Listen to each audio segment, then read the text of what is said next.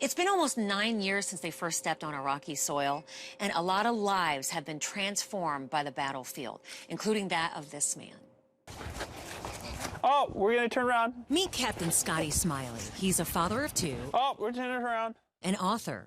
Holds an MBA from Duke University. He climbs mountains, skydives. He is also a survivor. I graduated from the United States Military Academy in May of 2003, branched infantry, got married to my beautiful wife, Tiffany.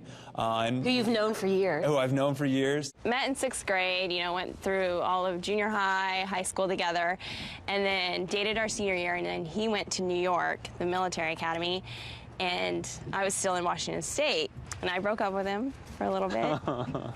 And I told him to go date other, it's okay, Scotty, you can go date other girls. And he's like, yeah, right, that's not fair. I'm at, almost in an all-boys school. So I dated a few guys and realized that there was no one better than Scotty. So I quickly came to my senses. I remember that day that I had to say goodbye to her. I'm an emotional guy, and a lot of tears were flowing. But at the same time, both of us knew that God had a plan and that God was going to use me over in Iraq and here in this world for a greater good. I was facing east, he was facing west, just to the south of a market. He was a clean-shaven man. The back of the vehicle was a little lower to the ground than the front, drawing suspicion to not only myself but the men in my vehicle. And so as a result, the last thing I remember seeing was that man staring over his left shoulder, looking at me before my world went black. One of the worst parts for me was having something taken away from me that I never thought would be taken away. And eyesight is, I don't want to say a frivolous thing that no one ever thinks of, but I never thought of it. I never really realized what or how I use my eyesight. And when it was taken away from me, I went through the dark and dreary times with this depression, anxiety, stress of not being able to take care of my family. It was dark. And one of the unfortunate things that I did is I didn't believe in God anymore. I was raised as a Christian, and denying God made my dark and dreary times even that much more dark. I was there when he came into the hospital, and I just remember going into his room and saying, "Hi, Scotty," and he was all bandaged up, his eyes, everything, his head.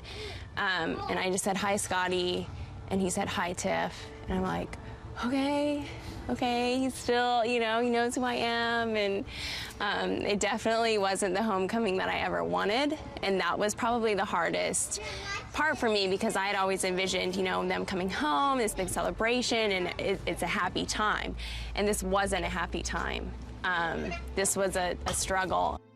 It was the positive impact that my wife had on me, whether it was reading the Bible for me, praying for me, my family, but it was also the soldiers who, my commander, Jeff, my brigade commander, Colonel Robert Brown, now Major General Brown, who continually called me.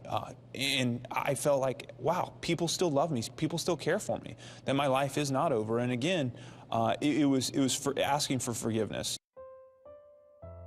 That moment came when General Van Antwerp offered Scotty a job in the military, had done the research and said, "You can stay on active duty, here's a way we can do it."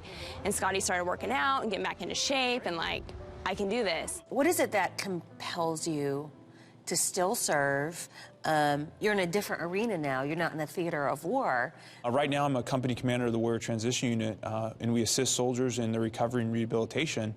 And because I had gone through that same process, it's given me the innate ability to do it and to do it very well. I think there's so many different things that people would find amazing about you and salute worthy. And then there's this personal side of you that I hear that you're still a daredevil, or maybe this is a new side of you since your injury. Tell me about this. No, I still like to have fun. I was a very energetic person before, whether it's doing triathlon, surfing, snow skiing, skydiving.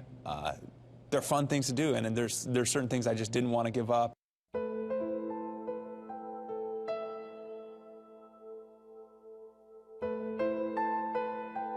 It is hard because it is a change in my life, knowing that I'll never be able to see my beautiful wife's face again, knowing I'll never be able to see my children's faces.